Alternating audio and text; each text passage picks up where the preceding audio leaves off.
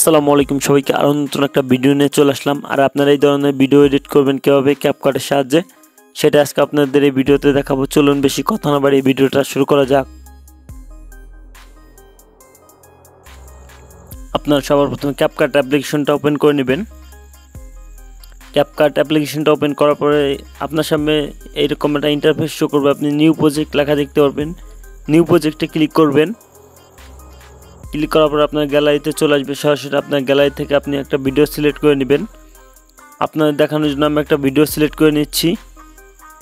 নেওয়ার পর নিচের দিকে অ্যাড লেখা দেখতে পারবেন। অ্যাডের পর ক্লিক করবেন।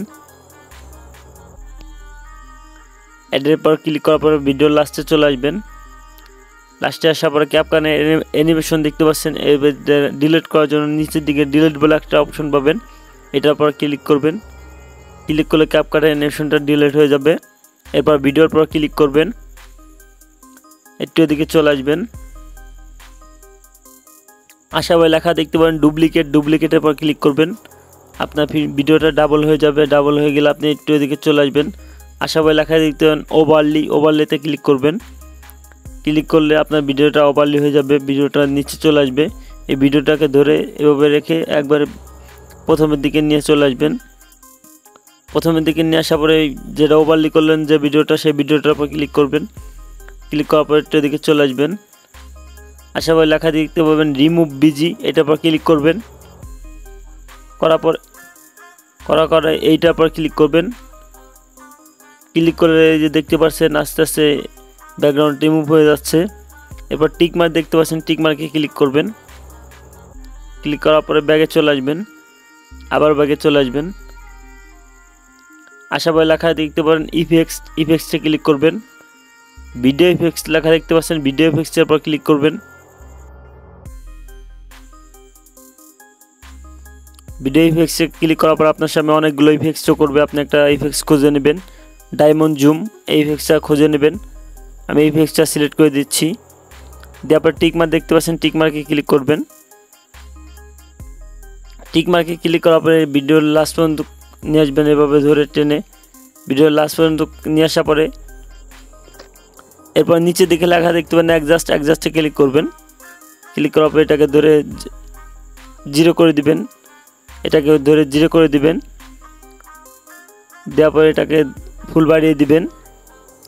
দেওয়ার পরে এটাকে আপনার ভিডিও অনুযায়ী রেখে দিবেন। আমি 53 রেখে দিচ্ছি। দেওয়ার পর টিকমার্ক দেখতে পাচ্ছেন, টিকমার্কে ক্লিক করবেন। টিকমার্কে ক্লিক করার পর আবারও ব্যাগে চলে আসবেন। আসার পরে ভিডিও ইফেক্টস লেখা দেখতে পাচ্ছেন, ভিডিও ইফেক্টসের পর আবারও ক্লিক করবেন। ক্লিক করার পর এটির দিকে চলে আসবেন। লেন্স, এটার উপর ক্লিক করবেন। ক্লিক করার পরে স্টার শার্পেন ইফেক্টসটা খুঁজে নেবেন। আমি শার্পেন ইফেক্টসটা সিলেক্ট করে নিচ্ছি। আমার প্রথমে আছে, সিলেক্ট করে নেব। নেওয়ার পর টিকমার্ক দেখতে পাচ্ছেন, টিকমার্কে ক্লিক করবেন। টিকমার্কে ক্লিক করার পর এটাকে ভিডিও লাস্ট পর্যন্ত নিয়ে আসবেন। এভাবে ধরে নিয়ে আসার পর নিচের দিকে অ্যাডজাস্ট লেখা দেখতে পাচ্ছেন, অ্যাডজাস্টে ক্লিক করবেন। ক্লিক করার পরে এটাকে ফুল কমিয়ে দিবেন। আমি 0 করে দিচ্ছি। এটাকে ফুল 0 করে দিবেন। দেওয়ার পর আপনার ভিডিও অনুযায়ী আপনি ব্লার রেখে দিবেন। আমি 56 রেখে দিচ্ছি। দেওয়ার পরে এখানটাতে ক্লিক করবেন। ক্লিক করার পর এটাকে হালকা কমিয়ে দিবেন। আমি 29 রেখে দিচ্ছি। দেওয়ার পর টিকমার্ক দেখতে পাচ্ছেন, টিকমার্কে ক্লিক করবেন। ক্লিক করার পরে দেখতে পাচ্ছেন আমাদের ভিডিওটা সম্পূর্ণ হয়ে গেছে। একবার আপনাদের চালিয়ে দেখাই।